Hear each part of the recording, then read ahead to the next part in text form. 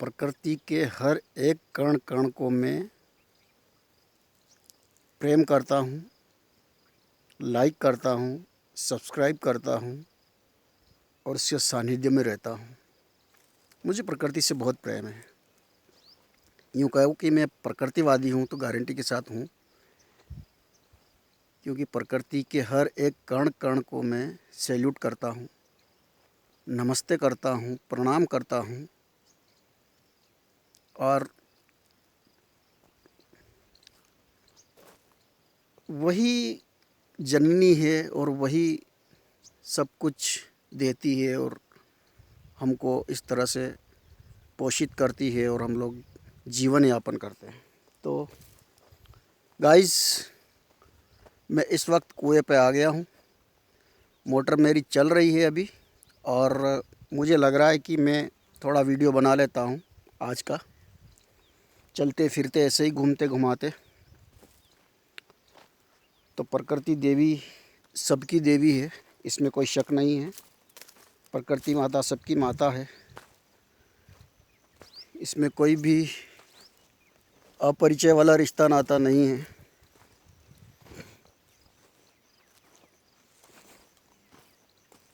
क्योंकि प्रकृति से ही सब कुछ मिलता है और प्रकृति में ही सब कुछ विलीन हो जाता है अंततः। हम छोटे से दो कण से मिलकर के बनते हैं और उससे पहले हम मौजूद होते हैं उन कणों में जो बड़े बड़े होते हैं, और वो किसी एक प्राकृतिक पीड़ा और आपदा के कारण, प्राकृतिक रूल्स और रेगुलेशंस के उस अट्रैक्शन में, खिंचाव में, दबाव में ऐसा हो जाता है। तो फिर हम एक नए स्वरूप में प्रफुल्लित होके इस जगह दिखने लगते हैं भाई। बस यही तो है और क्या है। तो प्रकृति ही हमको बनाती है, बिगाड़ती है, संवारती है, सजाती है और प्रकृति ही हमको अपने अंदर समाहित कर लेती है। तो आप समझ रहे होंगे कि दर्शनवादिता कैसे है। तो देखो, दर्शनवादिता का मतलब ये नहीं है कि मैं कोई दार्शनिकता वाली बात कर रहा हूँ, लेकिन जो नेचुरल थीम है वही मैं बात कर रहा हूँ, मुझे जो जहन में आ रहा है अभी। तो देखिए प्रकृति की कितनी शुद्धता हमारे सामने प्रकट है। पेड़ पौधे और प्रबंधन कितना बहुत ही खूबसूरत कि इसको देख के आंखें नम होती है, एनर्जी मिलती है और नई नई संभावनाएं प्रकट होती है, नई नई संभावनाएं बनती है। लेकिन क्या सभी संभावनाएं पूरी होती है? संभावनाएं भी हम ही बनाते हैं। देखो, संभावनाएं कोई एक ऐसा नहीं है कि संभावनाएं थोपी जाएगी या ऐसा कुछ। एक आर्टिफिशियल तरीके से हम भी बनाते हैं संभावनाएं कि मुझे अमुक कार्य करना है, मुझे अमुक चीज़ ये करना है, मुझे वो करना है। Every way do it will that. तो संभावनाएं प्रकृति में ही दिखती है। इतना बढ़िया फ्लावर था वो, देखो वहाँ पर मारे या पीछे दूसरी बात करने लग गए।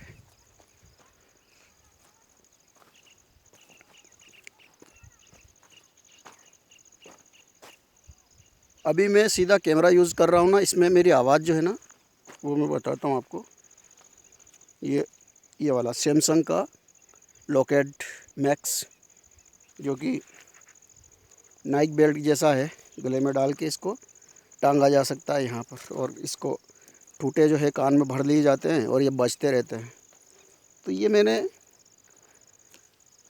शौकिया तौर पे लिए हैं इसे बजाने के लिए। इसमें आवाज़ अच्छी आती है शायद, मुझे लगता है ऐसा। इस वीडियो को मैं जब देखूंगा और जब आप भी देख रहे होंगे अभी इस वक्त, तो आपको इसकी रिकॉर्डिंग की आवाज़ कैसी लग रही है इसका फीडबैक दीजिए मुझे। अगर अच्छी लग रही हो तो मैं और भी इसको चालू रख के वीडियो शूट करूँगा और आपको दिखाऊँगा, वरना फिर मैं इसको अलग कर दूँगा और ऐसे ही कैमरे की जो फ्रीक्वेंसी है वही मैं आपको दिखाऊँगा सुना के। तो मैं इस छोटे से डिवाइस के लिए मैं ये वीडियो ऐसे घूमते घुमाते बना के मैं आपको दिखाना चाह रहा हूँ। जो मैंने प्रकृति से शुरू किया और जीवन की उस उत्कृष्टता तक, जहाँ शून्य से हमारा जीवन शुरू होता है और चरम उत्कर्ष तक की कहानी जो होती है, जिसमें हम कुछ अच्छे कार्य भी करते हैं, कुछ बुरे भी करते हैं, और प्रकृति के साथ समझौता करते हुए।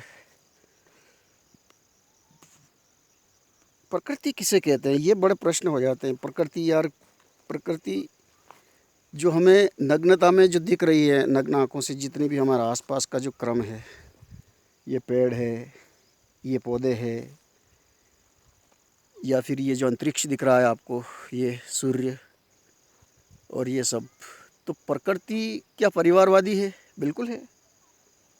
प्रकृति परिवारवादी है। पर्यावादी नहीं, परिवारवादी। मतलब इसका भी एक अपनी फैमिली है। जैसे कि एक पृथ्वी है, एक सूर्य है, एक चंद्रमा है, और भी बहुत सारे एस्टेरॉइड है, तारे हैं, और ये सब एक सर्कुलेशन में अपना जीवन प्राकृतिक रूप से जनरेट करते हुए चल रहे हैं। ठीक है। तो एक नेचुरल रेगुलेशन है, रूल्स है, जो कभी ना ख़त्म होने वाला है। अगर वो सारा ख़त्म हो गया तो हम क्या करेंगे? हम तो पहले ख़त्म होएंगे ना। तो ऐसा नहीं है, पर जब प्रकृति इतनी खूबसूरत है तो हम लोग इसको और अधिक खूबसूरत बनाने के लिए, जैसे कि हम कहते हैं कि हम मनुष्य हैं और हम बहुत बुद्धिजीवी बन चुके हैं, बर्बरता से ऊपर उठकर, और हमने जीवन को इस तरह से उत्कृष्टता की ओर ऐसा बना लिया है कि हम, हमारे जो जहन में आता है वो हम करने लगते हैं और उसमें हम सफलता प्राप्त कर लेते हैं, और वही हम लोग फिर आगे तक ले जाते हैं। लेकिन क्या उसमें कोई ऐसी चीज़ तो नहीं कर रहे हैं जिससे कि हमारी प्रकृति पे इफ़ेक्ट पड़ रहा हो और हम ज़्यादा समय तक इसको स्थिरता नहीं दे पा रहे हो? तो ये सोचने वाला प्रश्न है बॉस। इस पे विचार कीजिएगा आप भी। इस वीडियो से अगर आपको एक शब्द भी ऐसा लगता है कि यार काम की बात है, तो बंदे का शुक्रिया अदा ज़रूर करना लाइक करके, क्योंकि मुझे थोड़ा बहुत लगता है कि हम कहीं ना कहीं बिगाड़ा करते हैं प्रकृति का। क्योंकि हम जैसे ही कोई नए नए काम करते हैं यहाँ पर, ऐसे जो वातावरण को दूषित करते हैं, है ना, जिसे हम अंग्रेज़ी में एटमॉस्फेयर कहते हैं, हमारा आसपास का वातावरण। और दूसरी भाषा में कुछ कहते होंगे, लेकिन मुझे 2-3 भाषाएं आती है, तो मैं हिंदी में उसको पर्यावरण कहूँगा और इंग्लिश में उसको मैं एटमॉस्फेयर कहूँगा, जो कि बहुत ही पॉपुलर वर्ड है, जिस पे जगह जगह पर कहीं वक्त विश्व स्तर की बुद्धिजीवी लोग, जिसे हम कहते हैं बहुत ज़्यादा बुद्धिजीवी, जो टेक्नोलॉजी को, इंफ्रास्ट्रक्चर को और ग्लोबलाइजेशन को और बहुत सारे इतने फैक्टर जिसको आप देख के अचंभित रह जाते हैं, उसमें काम करने वाले वो लोग, जिनकी एक मीटिंग रखी जाती है और वो ये तय करते हैं कि दुनिया में, जिस पृथ्वी पे हम रह रहे हैं, ग्लोब पे, वो ऑक्सीजन पे सांस ले रही है, ऑक्सीजन की ज़रूरत पड़ रही है, वेंटिलेटर पर है, उसको कितने दिन और हम लोग आगे की तरफ ले जा सकते हैं, इसके लिए क्या प्रयास किए जाएं? कौन सी ऐसी तकनीक इस्तेमाल कीजिए? क्योंकि तकनीक हम लोगों ने डेवलप ऐसी कर ली है कि उस पर नुकसान होना स्वाभाविक बन रहा है। ठीक है, तो उस पर किस तरह की तकनीक इस्तेमाल की जाए, और जो तकनीक हम लोग यूज़ कर रहे हैं अभी हमारे जीवन के कल्याण के लिए, कल्याणकारी जीवन को हमने बना लिया, उसको उपभोक्तावादी जीवन को संवारने के लिए, उसमें कौन सी कटौतियाँ की जाए, कौन सी कमियां की जाए, जिससे कि ये और थोड़े लंबे समय तक रह सके यहाँ पर लोग, और कौन सी वो सिर्फ धरातल पे लाना पड़ेगा उसको। ऐसा नहीं है कि हमने सिर्फ ऐसे ही वहाँ पे मीटिंग रखी और बोल बुला के और निकल लिए हाथ झाड़ के, और उनको अमल में नहीं ला रहे हैं, तो अमल में कौन लाएगा? तो अमल में लाने के लिए हमारे यहाँ के दुनिया की जितनी भी प्रशासनिक समझ रहे हो आप। एग्जीक्यूटिव जितनी भी प्रशासनिक प्रणालियां हैं दुनिया के अंदर, अब आप कहेंगे कि बहुत ज़्यादा आगे जा रहा हूँ, पर मैं क्या करूँ, क्या करूँ मैं। बात वहीं आ रही है, बात कहीं रुक नहीं सकती ना, ठहर नहीं सकती ना, बीच में अटक नहीं सकती।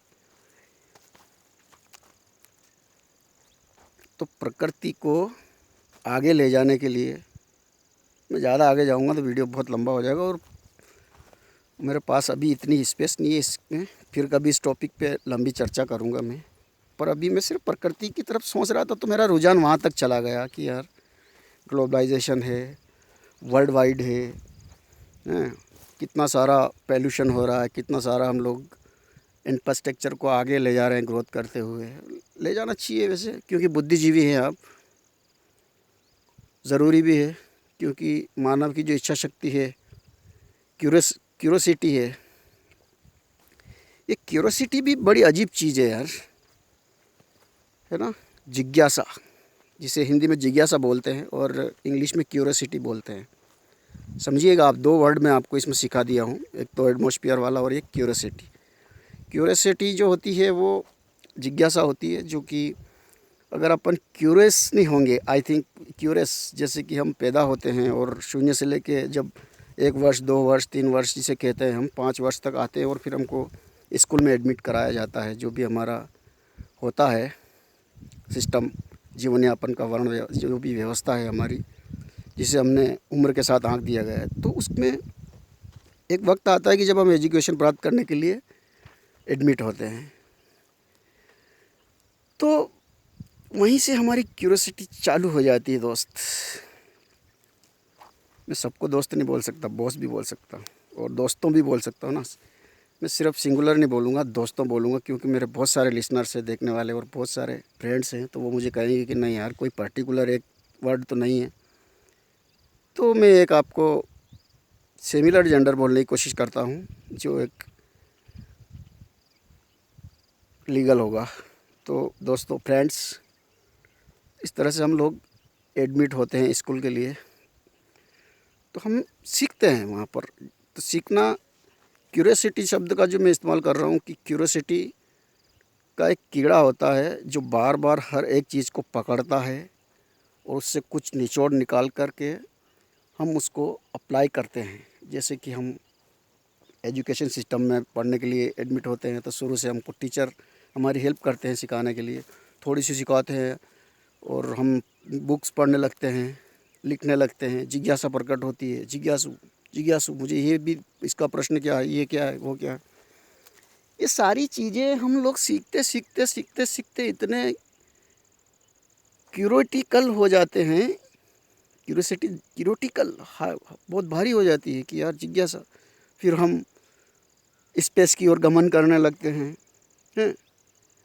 हम बहुत ऊपर जाना चाहते हैं, चांद तारों के बीच जाना चाहते हैं, हम समुद्र की उस तह में जाना चाहते हैं, पृथ्वी के उस सेंटर में जाना चाहते हैं। वाई नो, क्यों? क्योंकि हम लोग उस गुत्थी को सुलझाने में लगे हुए हैं कि हमारा पर्पस क्या है, हमारी मौजूदगी क्यों है। आई थिंक, और हम लोग यहाँ से कहाँ गमन करके चले जाते हैं, कुछ देर रुकते हैं यहाँ पर और फिर कहाँ चले जाते हैं कुछ पता नहीं रहता। समझ रहे हो आप। इसी जिज्ञासु प्रवृत्ति के लिए प्रकृति हमको बनाती है और फिर जिज्ञासा इतनी अधिक हो जाती, क्यूरियोसिटी इतनी ज़्यादा हाई हो जाती है कि हम लोग उसी में विलीन हो जाते हैं फिर। तो पर्पज़ ये है कि प्रकृति से मैंने आपसे इस वीडियो में बात छेड़ी है, तो प्रकृति